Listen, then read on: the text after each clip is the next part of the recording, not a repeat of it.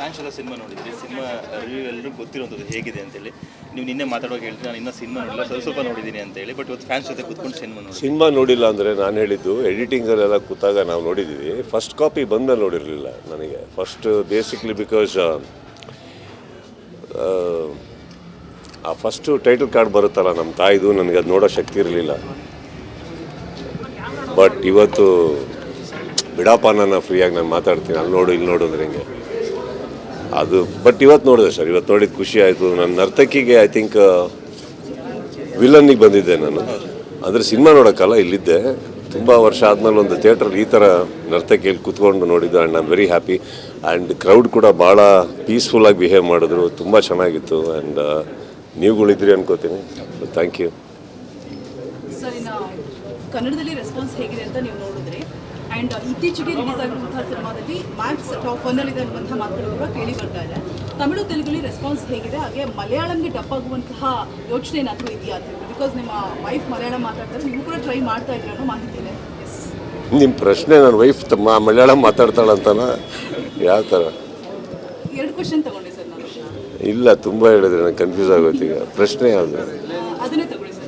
ಏನು? ವೈಫ್ ಅವರು ಮಲಯಾಳಂ ಮಾತಾಡ್ತಾರೆ, ನೀವು ಕೂಡ ಇವಾಗ ಟ್ರೈ ಮಾಡ್ತಾ ಇದ್ದೀರಾ. ಸೊ ಮಲಯಾಳಂಗೆ ಡಬ್ ಆಗುವ ಇಲ್ಲ, ನನಗೆ ಭಾಷೆ ತುಂಬ ಕಷ್ಟ ಇದೆ, ಕಲಿಯೋಕ್ಕಾಗ್ತಾ ಇಲ್ಲ. ಬಟ್ ಐ ಥಿಂಕ್ ಈ ಬರೋ ವಾರ ರಿಲೀಸ್ ಆಗ್ತಾ ಇದೆ. ಹಿಂದಿಯಲ್ಲೂ ಮೋಸ್ಟ್ಲಿ ಅನಿಸುತ್ತೆ, ಗೊತ್ತಿಲ್ಲ ನನಗೆ, ಇನ್ನೂ ಕನ್ಫರ್ಮ್ ಇಲ್ಲ. ನಾನು ಫಸ್ಟೇ ಹೇಳಿದ್ದೆ, ನಾನು ಆ್ಯಕ್ಚುಲಿ ಇದು ಒಂದು ಅಪ್ಪಟ, ನಾನು ಪ್ಯಾನ್ ಇಂಡಿಯಾ ಅಂತಂದರೆ ಮಾಡೋ ಟೈಮಿಂದನೇ ಪ್ಯಾನ್ ಇಂಡಿಯನ್ ಸಿನಿಮಾ ಅಂತ ಹೋಗೋ ಸ್ಟೈಲ್ ಬೇರೆ ಇರುತ್ತೆ. ಇದು ನಾನು ಆ್ಯಕ್ಚುಲಿ ತುಂಬ ಇಷ್ಟಪಟ್ಟು ಮಾಡಿದ್ದು ಕನ್ನಡಕ್ಕಂತಾನೆ.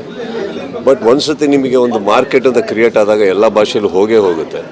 Okay, so this is a pure Kannada film, frankly speaking. ಅದಕ್ಕೆ ಬೇರೆ ಯಾವ ಭಾಷೆಯಲ್ಲೂ ಸರ್ ಒಂದು ನಿಮಿಷ ಮಾತು,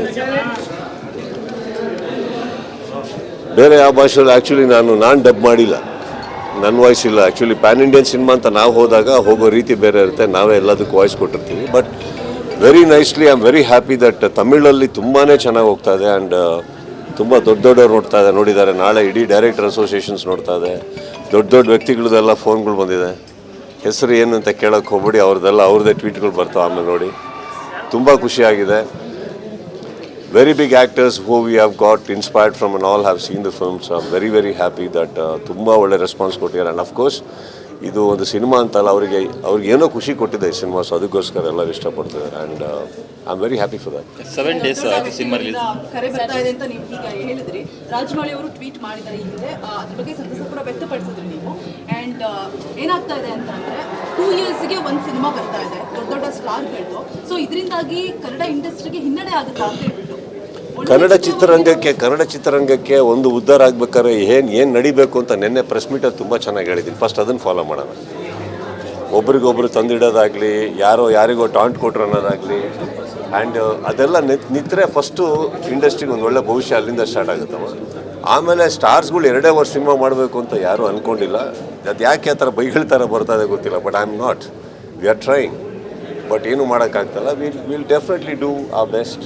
ಆ್ಯಂಡ್ ಇಂಡಸ್ಟ್ರಿಯಲ್ಲಿ ನಾವು ಮಾಡಿಲ್ಲ ಅಂದರೆ ಬರೋಲ್ಲ ಅಂತ ಇಲ್ಲ. ಬಟ್ ಹೊಸೊಬ್ಬರುಗಳು ಸಿನಿಮಾ ನೀವು ನೋಡೋಕ್ಕೆ ಹೋದ್ರೂ ನನ್ನ ಅನಿಸಿಕೆಯಲ್ಲಿ ತುಂಬ ಒಳ್ಳೊಳ್ಳೆ ಸಿನಿಮಾಗಳು ಬರ್ತಾ ಇದ್ದಾವೆ, ತುಂಬ ಒಳ್ಳೊಳ್ಳೆ ಕಥೆಗಳು ಮಾಡಿದ್ದಾರೆ. ಅವ್ರದ್ದೆಲ್ಲ ಸಿನಿಮಾ ಹೋದ್ರೇ ಇಂಡಸ್ಟ್ರಿ.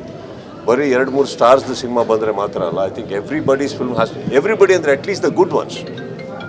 ಒಳ್ಳೊಳ್ಳೆ ಸಿನಿಮಾ ಹೊಸೊಬ್ಬರದ್ದು ಬಂದಿಲ್ಲ ಅಂತ ಖಂಡಿತ ಅಲ್ಲ. ಅದು ಏನೋ ಗೊತ್ತಿಲ್ಲ, ಇಲ್ಲಿ ಜನಗಳಿಂದ ನಾವು ಪ್ರೋತ್ಸಾಹ ಬರಬೇಕು ಕನ್ನಡ ಚಿತ್ರಗಳಿಗೆ ಅಂತ ನಾನು ಅನ್ಕೊಂತೀನಿ. I think industry will survive. Sir, ಫ್ಯಾನ್ಸ್ಗಳ ಜೊತೆಗೆ ಸಿನಿಮಾ ನೋಡಿ ಆ ಕ್ರೇಜ್ನ ಅನುಭವಿಸೋದು ಹಿಂಗೆ ಅಷ್ಟೇನಲ್ಲ, ತುಂಬ ಸರಿ ನೋಡಿ ಮಾಡಿದ್ದೀರಿ ಕೂಡ. ಬಟ್ ಈ ಸಿನಿಮಾ ಪರ್ಟಿಕ್ಯುಲರ್ ಬಂದಾಗ ಕಂಪ್ಲೀಟಾಗಿ ಒಂದು ಮಾಸ್ ಎಂಟರ್ಟೈನ್ಮೆಂಟ್ ಜೊತೆ ಒಂದು ಎಮೋಷನ್ ತೊಗೊಂಡು ಹೋಗ್ತಾ ಇರುತ್ತೆ. ಹಾಗಾಗಿ ಇವತ್ತು 7 days ಆಗಿದೆ ಸರ್ ಸಿನಿಮಾ ರಿಲೀಸ್ ಆಗಿ. ಇವತ್ತು ಕೂಡ ಫಾಸ್ಟ್ ಫೀಲಿಂಗ್ ಇದೆ, ಜೊತೆಗೆ ಹೌಸ್ಫುಲ್ ಶೋಸ್ಗಳು ಹೋಗ್ತಾ ಇದೆ. ಈ ಬಗ್ಗೆ ಏನು ಹೇಳ್ತೀವಿ? I am very happy sir. And ಈ ರೆಸ್ಪಾನ್ಸ್ ನಮಗೆ ಸಿಗ್ತಾ ಇರೋದು ಐ ಥಿಂಕ್ ಎಲ್ಲರ ಬ್ಲೆಸ್ಸಿಂಗ್ಸ್ ಇರ್ಬೋದು, ನಿಮ್ಮಂಥವ್ರ ಸಪೋರ್ಟ್ ಇರ್ಬೋದು, ಮೇಲೆ ಕೂತಿರೋ ನನ್ನ ತಾಯಿ ಆಶೀರ್ವಾದ ಇರ್ಬೋದು, ನನಗೆ ಗೊತ್ತಿಲ್ಲ. ಬಟ್ ಫಾಸ್ಟ್ ಫೀಲಿಂಗ್ ಅಂತ ನೀವೇನು ಹೇಳ್ತೀರಿ, ಇದನ್ನು ನೋಡೋದಕ್ಕೆ ಪ್ರತಿಯೊಬ್ಬರು ಸಿನಿಮಾ ಮಾಡೋದು, ಪ್ರತಿ ಕಲಾವಿದರು ಸಿನಿಮಾ ಮಾಡೋದು. ಆ್ಯಂಡ್ ಅವ್ರುಗಳ ಮಧ್ಯೆ ನೋಡಬೇಕು ಅಂತ ನನಗೆ ಅನ್ನಿಸ್ತು. ಬಿಕಾಸ್ ಈ ಪರ್ಟಿಕ್ಯುಲರ್ ಸಿನಿಮಾದಲ್ಲಿ ನಾನು ವೀಡಿಯೋಸಲ್ಲಿ ನೋಡ್ತಾ ಇದ್ದೆ, ಥಿಯೇಟ್ರಲ್ಲಿ ಬರ್ತಾ ಇರೋ ರೆಸ್ಪಾನ್ಸ್. ಇದನ್ನು ಒಂದ್ಸತಿ ನೋಡೋಣ, ಅದಕ್ಕೆ ಫಸ್ಟ್ ಟೈಮ್ ಇಲ್ಲೇ ನೋಡಿದ್ದು ನಾನು ಇವತ್ತು. And of course the entire Max team ಇತ್ತು, ಫ್ಯಾಮಿಲಿ ಇತ್ತು, ಎಲ್ಲರೂ ಫ್ಯಾಮಿಲೀಸ್ ಇತ್ತು. It was very nice. It's A great feeling.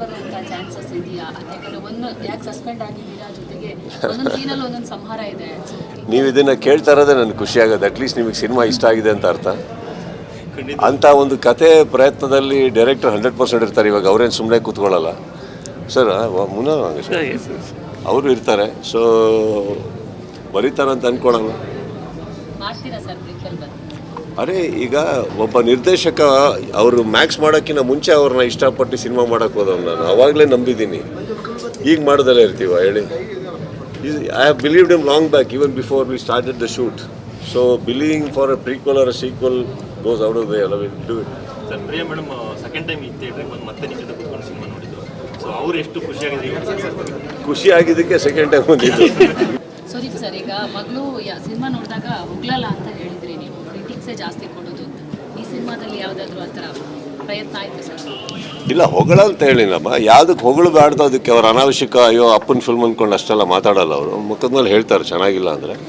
This film she is already seen it 3 times and she loved it. And ಅವ್ರು ಹಾಡಿದ್ದು ಅವರಿಗೆ ಸರ್ಪ್ರೈಸಾಗಿ ಇಟ್ಟಿದ್ದೆ ನಾನು. So she loved it. Sir, ಈ ಥರ ಸಿನಿಮಾಗಳು ಸಕ್ಸಸ್ಫುಲ್ ಆಗಿ ಅಂದರೆ ಈಗ ಹೋಗ್ತಾ ಇದ್ದಾಗ ಡಿಸ್ಟಿಕ್ ಹೋಗೋದು, ಫ್ಯಾನ್ಸ್ಗಳನ್ನ ಮೀಟ್ ಮಾಡೋದು, ಅಲ್ಲಿ ಹೋಗಿ ಮೀಟ್ ಮಾಡೋದು ತುಂಬ ಇಂಪಾರ್ಟೆಂಟ್ ಆಗ್ತಾ ಹೋಗುತ್ತೆ. ಆ ಥರ ಪ್ಲಾನಿಂಗ್ ಇದೆಯಾ ಸರ್? ಅಂದರೆ we have to sit sir. ಇವಾಗ 1 step ಅಟ್ ಅ ಟೈಮ್ ಅಂತ ನಾವೇನು ಹೇಳ್ತೀವಿ. I think 1 step was the first week. ಇವರೇ ಒಂಚೂರು ಮೈಕ್ ಕೆಳಗಿದೆ. 1 step ಅಟ್ ಅ ಟೈಮ್ ಅಂತ ಇದೆ. ಸೊ ಈಗ ಸೆಕೆಂಡ್ ವೀಕ್ ಏನು ಮಾಡಬೇಕು, I think the team is deciding. Team ಏನು ಡಿಸೈಡ್ ಮಾಡ್ತಾರೋ ಅವ್ರ ಒಟ್ಟಿಗೆ ಮಾಡೋಣ ನಾವು. ಸರ್, ಉತ್ತರ ಕರ್ನಾಟಕದಲ್ಲಿ ಕೋಟ್ಯಾಂತರ ಅಭಿಮಾನಿಗಳಿದ್ದಾರೆ. ಒಂದ್ಸರಿ ನೀವು ಆ ಕಡೆ ಬರ್ಬೇಕನ್ನೋ ನನ್ನ ಆಸೆ. ಎಷ್ಟು ಸಲ ಬಂದಿದ್ದೀವಿ, ಬಂದಾಗ ನೀವೇ ನಮ್ಮನ್ನು ನೋಡಿಲ್ಲ ಕರೆಕ್ಟಾಗಿ. ಫಿಲಮ್ ರಿಲೀಸ್ ಆಗಿದೆಲ್ಲ, ಒಂದ್ಸರಿ ಬರ್ತೀವಿ. ಅಫ್ಕೋರ್ಸ್ ಸರ್, ಇವಾಗ ಹೋಗಬೇಕು ಅಂತ ಡಿಸೈಡ್ ಮಾಡಿದ್ರೆ 1-2 ಭಾಗ ಅಂತಲ್ಲ, ಸುಮಾರು ಕಡೆ ಹೋಗಬೇಕಾಗುತ್ತೆ. ಅದನ್ನು ಪ್ಲ್ಯಾನ್ ಮಾಡ್ತಾರೆ, ಟೀಮ್ ಪ್ಲ್ಯಾನ್ ಮಾಡಿದ್ರೆ. I will see. ಉತ್ತರ ಕರ್ನಾಟಕ ಏನೇ ಅಂದ್ರೂ, ಉತ್ತರ ಕರ್ನಾಟಕ, ದಕ್ಷಿಣ ಕರ್ನಾಟಕ, ನೀವು ಏನೇ ತೊಗೊಳಕ್ಕೆ ಹೋದ್ರು ಎಲ್ಲ ಕರ್ನಾಟಕ ಸರ್. ಕರ್ನಾಟಕದಲ್ಲಿ ಇರೋವರೆಗೂ ಎಲ್ಲ ಊರು ನಮ್ಮದೇ. ನಿಮಗೆ ಆದಂಥ ಕೋಟ್ಯಾಂತರ ಅಭಿಮಾನಿಗಳಿದ್ದಾರೆ, ಬಯಸ್ತಾರೆ ಸರ್ ನಿಮ್ಮನ್ನ ನೋಡಬೇಕು ಅಂತ. ಖಂಡಿತ ಹೋಗ್ತೀನಿ ಸರ್. ಮೊನ್ನೆ ಎಲೆಕ್ಷನ್ ಅಂತ ಬಂದಾಗಲೂ ಐ ಥಿಂಕ್ ಲಾಸ್ಟ್ ಇಯರ್ ಅದೊಂದು ಆಪರ್ಚುನಿಟಿ ಆಯಿತು ಆ್ಯಕ್ಚುಲಿ ಎಲ್ಲರನ್ನು ಭೇಟಿ ಮಾಡೋಕ್ಕೆ, ಎಲೆಕ್ಷನ್ ಅನ್ನೋ ಒಂದು ಹೆಸರಲ್ಲಿ. ಆ್ಯಂಡ್ ಈಗ ಸಿನಿಮಾ ಹೆಸರಲ್ಲಿ I think I will go ನಾವು. ಅದನ್ನ ಒಂದ್ಸರಿ ಟೀಮ್ ಹೊತ್ತು ಕುತ್ಕೊಂಡು ಮಾತಾಡೋಣ. ಅವೈಲಬಿಲಿಟೀಸ್ ಆ್ಯಂಡ್ ಎಲ್ಲ ಇವತ್ತಿನ ಪರಿಸ್ಥಿತಿಗಳಲ್ಲಿ ತುಂಬ ಅದಕ್ಕೆ ಪ್ರೋಟೋಕಾಲ್ಸ್ ಇದೆ, ಪರ್ಮಿಷನ್ಸ್ ಇದೆ, ಅದೆಲ್ಲ ತೊಗೊಂಡು ಹೋಗಬೇಕಾಗುತ್ತೆ. ಈಗ ಏನಾಗುತ್ತೆ, ಎಲೆಕ್ಷನ್ ಅಂತ ಬಂದಾಗ ಅಲ್ಲಿ ಇನ್ವಾಲ್ವ್ ಆಗಿರೋದೇ ರಾಜಕೀಯ ಅಂತ ಇನ್ವಾಲ್ವ್ ಆದಾಗ ಏನಾಗುತ್ತೆ, ಎಲ್ಲ ಪರ್ಮಿಷನ್ಸ್ ಆಟೋಮೆಟಿಕ್ ಆಗೋಗ್ತವೆ. ಈಗ ನಾವುಗಳು ಹೋಗ್ಬೇಕು ಅಂದ್ರೆ ಏನೇನು ಅಡಚಣೆಗಳು ಬರ್ತಾವೆ ಗೊತ್ತಿಲ್ಲ. ಅದನ್ನೆಲ್ಲ ದಾಟ್ಕೊಂಡು ಒಂದೆಲ್ಲರೂ ಭೇಟಿ ಮಾಡೋಕ್ಕೆ ಹೋಗ್ಬೇಕಾಗುತ್ತೆ. ಕಿಚ್ಚನ ಬುದ್ಧಿಮಾತು ಅಂತ ಹೇಳಿದ್ರೆ ಬಿಗ್ ಮನೆಯಲ್ಲಿ ಸಾಕಷ್ಟು ಜನ ಫಾಲೋ ಮಾಡ್ತಾರೆ, ಅದನ್ನ ಕೇಳ್ಬಿಟ್ಟು ಬದಲಾಗಿರೋದು ಉಂಟು. ಸೊ ಆದ್ರಿಂದ ಈ ಪ್ರಶ್ನೆ ಕೇಳ್ತಾ ಇದ್ದೀನಿ, ನಿಮ್ಮ ಒಂದು ಮಾತಿಂದ ಬದಲಾವಣೆ ಆಗುತ್ತೆ ಅನ್ನುವಂತಹ ಒಂದು ನಿಟ್ಟಿನಲ್ಲಿ. ಸ್ಟಾರ್ಸ್ ಫ್ಯಾನ್ಸ್ ವಾರ್ ಇತ್ತೀಚೆಗೆ ಜಾಸ್ತಿ ಆಗ್ತಾ ಇದೆ. ಸೊ ಅವ್ರುಗಳಿಗೆ ಬುದ್ಧಿಮಾತು ಅಂತ ಏನು ಹೇಳಕ್ಕೆ ಇಷ್ಟಪಡ್ತಾರೆ ಸುದೀಪ್? ನಾವು ಹೇಳೋದ್ರಿಂದ ಅವ್ರು ಕೇಳೋ ಹಾಗಿದ್ರೆ ಪ್ರತಿ ಆ್ಯಕ್ಟರು ಅವ್ರ ಫ್ಯಾನ್ಸ್ಗಳು. ಇವಾಗ ಇನ್ನೊಂದು ಹೇಳ್ತೀನಿ, ವಾರ್ ಅಂತ ನೀವೇನು ಹೇಳ್ತೀರಿ, I think that are all very superficial. Because ಯಾರ ಹೆಸರಲ್ಲೋ ಯಾರೋ ಓಪನ್ ಮಾಡ್ತಾರೆ, ಅದು ನಮ್ಗಳ ಫ್ಯಾನ್ಸೇ ಮಾಡ್ತಾ ಇದ್ದಾರೆ, ಅವ್ರಗಳ ಫ್ಯಾನ್ಸೇ ಮಾಡ್ತಾ ಇದ್ದಾರೆ ಅಂತ ಬರೋಲ್ಲ. ಯಾರೋ ತಂದು ಹಾಕಕ್ಕೆ ಯಾರೋ ಮಾಡ್ಬೋದು. You don't know. So I think ಈ ಕ್ಲೀನಿಂಗ್ ಅಪ್ ನೀವೇನು ಹೇಳ್ತಾ ಇದ್ದೀರಿ, this has to come individually ma'am. I think ಪ್ರತಿಯೊಬ್ಬರಿಗೂ ಅವ್ರಿಗೆ ಬರಬೇಕಾದದ್ದು ಅದು ದಟ್ ಬೇಡ ಕೆಲವು ಅಂತ ಅಷ್ಟೇ. ಸಿನಿಮಾ ಇದೊಂದು ನಮ್ಮ ಕಾನ್ಸಂಟ್ರೇಷನ್ ಇದೆ, ಸಿನಿಮಾ ಮಾಡಬೇಕು ಅನ್ನೋ ಕಾನ್ಸಂಟ್ರೇಷನ್ ಇದೆ. ಪ್ರತಿಯೊಬ್ಬ ಕಲಾವಿದನಿಗೂ ಅದೇ ಇರೋದು. ಮಿಕ್ಕಿದ್ದು ಏನಾಗುತ್ತೆ, ನಿಮ್ಮಂಥವರೆಲ್ಲ ಜವಾಬ್ದಾರಿ ತೊಗೊಂಡು ಬುದ್ಧಿ ಹೇಳ್ಬಿಟ್ಟು ಬುದ್ಧಿ ಕಲಿಸಿ. ಅದ್ರ ಜೊತೆಗೆ ನಿಮ್ಮಲ್ಲೂ ಕೆಲವು ಹೆಡ್ಲೈನ್ಸ್ಗಳು ಹುಷಾರಾಗಿ ಹಾಕಿ. ಅಲ್ಲಿಂದ ಸ್ಟಾರ್ಟ್ ಆಗುತ್ತೆ ಫ್ಯಾನ್ ವಾರ್ಸ್ ಸ್ಟಾರ್ಟ್ ಆಗೋದು ನಿಮ್ಗಳ ಟೈಟಲಿಂದ. ಸ್ವಲ್ಪ ಅದು ಕೆಲವರೇ ತಗೊಳ್ಳಿ. ನಾನು ಇವಾಗ ನೋಡಿ, ಅಲ್ಲೂ ನೀವು ಎಷ್ಟು ಪ್ರೊಟೆಕ್ಟಿವ್ ಆಗಿದ್ದೀರಾ ಅಂದರೆ ಕೆಲವರು ನಿಮ್ಮನ್ನು ನೀವು ಪ್ರೊಟೆಕ್ಟ್ ಮಾಡ್ಕೊಳ್ಳೋಕ್ಕೆ ನಾವು ಮೆಟಫಾರಿಕ್ ಆಗಿ ಹೇಳ್ತಾ ಇದ್ದೀನಿ, ಒಂದು ಜನರಲ್ ಆಗಿ ಹೇಳ್ತಾ ಇದ್ದೀನಿ. ಏನಾಗುತ್ತೆ, ಇಲ್ಲಿರೋ ವಾಹಿನಿಗಳಲ್ಲಿ ಎಷ್ಟೊಬ್ಬರು ನಾನು ತುಂಬ ಗೌರವ ಕೊಡೋವಂಥವ್ರು, ಅವರು ನಮಗೆ ಗೌರವ ಕೊಡೋವಂಥವ್ರು. ನಾವು ಇವತ್ತರೆಗೂ ಭೇಟಿಯಾದಾಗ ಪರಸ್ಪರವಾಗಿ ಒಳ್ಳೊಳ್ಳೆ ಮಾತುಗಳೇ ಮಾತಾಡಿದ್ದೀವಿ. ಅಲ್ಲಿ ಇಲ್ಲಿ ಬರ್ತವೆ, ಬಟ್ ಅಲ್ಲಿ ಬರೋದನ್ನ ನೀವುಗಳೇ ಕ್ಲೀನ್ ಮಾಡ್ಬೋದಲ್ಲ. ನಿಮ್ಮ ಸಂಪರ್ಕದಲ್ಲಿದ್ದಾರೆ ಎಲ್ಲರೂ. ಅಲ್ಲಿಂದ ಏನಾಗುತ್ತೆ, ಒಂದು ಫ್ಯಾನ್ ವಾರ್ ಅಂತ ಸ್ಟಾರ್ಟ್ ಆಗೋದು ಅಲ್ಲಿಂದನೇ ಅಲ್ವಾ. ಯಾವುದೋ ರಾಂಗ್ ಹೆಡ್ಲೈನ್ಸು ರಾಂಗ್ ಬಂದಾಗ ಇವತ್ತು ನಾನು ನಿನ್ನೆ ಪ್ರೆಸ್ ಮೀಟಿಂಗಲ್ಲಿ ಕೂತ್ಕೊಂಡು ನಾನು ಎಲ್ಲರಲ್ಲಿ ವಿನಂತಿ ಮಾಡ್ಕೊಂಡಿದ್ದೇನೆ ಅಂತಂದರೆ, industry is really suffering. So industry ಮೇಲೆ ಬರಬೇಕು ಅಂದರೆ ನಿಮ್ಮೆಲ್ಲರೂ ಸಹಕಾರ ಬೇಕಾಗುತ್ತೆ, ನಾವು ಮಾತ್ರ ಅಲ್ಲ. And I being very honest, I being very honest with my words. ನಾನು ಇದನ್ನು ಯಾವ ಅಹಮ್ಮಲ್ಲಿ ಮಾತಾಡ್ತಾ ಇಲ್ಲ. Sometimes it looks very not okay. I mean ಅದು ಹೇಳೇ ಇರಲ್ಲ, ಅದನ್ನು ತೊಗೊಂಡೋಗಿ ಅದಕ್ಕೆ ಸೃಷ್ಟಿ ಕೊಡೋದು ತಪ್ಪಾಗುತ್ತಲ್ಲ. ಅಲ್ಲಿಂದನೇ ಸ್ಟಾರ್ಟ್ ಆಗೋದು. ಆ್ಯಂಡ್ ಅಫ್ಕೋರ್ಸ್ ನಾನು ನನ್ನ ಫ್ಯಾನ್ಸಿಗೆ ಹೇಳಬಲ್ಲೆ, ಬೇರೆ ಹೀರೋಗಳ ಬಗ್ಗೆ ಆಗಲಿ ನನ್ನ ಸಹ ಕಲಾವಿದರು ಎಲ್ಲರೂ ಅವ್ರು ಯಾರ ಬಗ್ಗೆನೂ ಏನಾರು ಮಾತಾಡೋದು ಟಾಂಟ್ ಕೊಡೋದು ಬೇಡಿ. ನಮ್ಮ ಸಿನಿಮಾನ ಹೊಗಳ್ಬೇಕಾ, ಡೈರೆಕ್ಟಾಗಿ ನಮ್ಮ ಸಿನಿಮಾನ ಹೊಗಳಿ, ಯಾರಿಗೋ ಕಂಪೇರ್ ಮಾಡ್ಕೊಂಡು ಹೊಗಳೋದು ಬೇಡ. ಯಾಕಂದರೆ ಪ್ರತಿಯೊಬ್ಬರು ಆ್ಯಕ್ಚುಲಿ ಎಲ್ಲರೂ ನಮ್ಮ ಮನೆಗೆ ಬಂದು ಹೋಗ್ತಾರೆ, ಎಲ್ಲರೂ ನನ್ನ ಸ್ನೇಹಿತರೆ. ಸೊ ಅದು ಬೇಡ ಅಂತ ನಾನು ನನ್ನ ಫ್ಯಾನ್ಸಲ್ಲಿ ಕೇಳ್ಕೊಂಬರಲೆ. ಮಿಕ್ಕಿದ ಫ್ಯಾನ್ಸ್ನ ಅವ್ರವ್ರ ಹೀರೋಗಳು ನೋಡ್ಕೊಬೇಕು. Thank you sir. ಒಳ್ಳೆ ಸಿನಿಮಾ ಕೊಡಿದ್ರಿ. ಇಯರ್ ಎಂಡಲ್ಲಿ ಹೊಸ ವರ್ಷ ಬೇರೆ ಬರ್ತದೆ, ವಿಶಸ್ ಒಂದು ಇರಲಿ ಎಲ್ಲರಿಗೂ. ಐ ಮೀನ್ ಇಲ್ಲಿರೋ ಎಲ್ಲರಿಗೂ ಅಷ್ಟೇ. I wish all of you a very happy new year, ಹೊಸ ವರ್ಷದ ಶುಭಾಶಯಗಳು.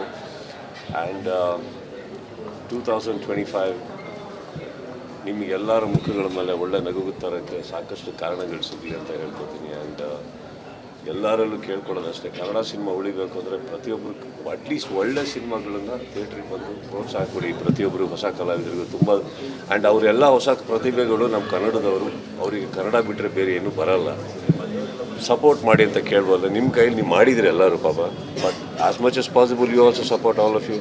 And of course thank you all. ನಿಮ್ಮ ಆ್ಯಕ್ಚುಲಿ ಪಬ್ಲಿಸಿಟಿ ಜಾಸ್ತಿ ಆಗೇ ಇರಲಿಲ್ಲ ಮ್ಯಾಕ್ಸಿಗೆ. I think the last 3 days I start for interviews. ತುಂಬ ರೀಚ್ ಮಾಡಿಸಿದ್ರಿ ಎಲ್ಲರೂ. So love you all and thank you. Thank you sir. ನೀವು ಬೇರೆ ಲ್ಯಾಂಗ್ವೇಜಸ್ ನಟರ ಜೊತೆ ಒಂದು ಫ್ರೆಂಡ್ಶಿಪ್ ಹೊಂದಿರೋದ್ರಿಂದ ಸೊ ಬೇರೆ ಯಾರೆಲ್ಲ ನಾನಿಯವರಾಗಿರ್ಬೋದು, ಚರಣ್ ಅವರಾಗಿರ್ಬೋದು, ಯಾರಾದ್ರೂ ಸಿನಿಮಾ ನೋಡಿ ಹೇಳಿದಾರ? ಸರ್ ನಾನು ತುಂಬ ಜನ ನೋಡಿದ್ದಾರೆ ಅಂತಂದೆ. ಏನಾಗುತ್ತೆ, ನಾನು ಮಾತಾಡೋದ್ರಲ್ಲಿ ನಾನು ಪಬ್ಲಿಸಿಟಿಗೋಸ್ಕರ ತೋರಿಸ್ದೆ ಅಂತ ಆಗುತ್ತೆ. ಓಕೆ, ನಾನು ಅದನ್ನು ಮಾಡೋಕ್ಕೆ ಹೋಗಲ್ಲ. ನಮ್ಮಲ್ಲೇ ಕೆಲವ್ರು ನೋಡಿದ್ದಾರೆ, ಅವ್ರುಗಳು ಇನ್ನೂ ಯಾರೂ ಟ್ವೀಟ್ ಮಾಡಿಲ್ಲ. ಸೊ ನಾನೇನು ಹೇಳ್ತಾ ಇದ್ದೀನಿ, ಇದು ಯಾವುದು ಬಲವಂತವಾಗಿ ಆಗಬಾರ್ದು. ಅವ್ರ ಮನಸ್ಸಿಗೆ ಬಂದು ಮಾಡಬೇಕು.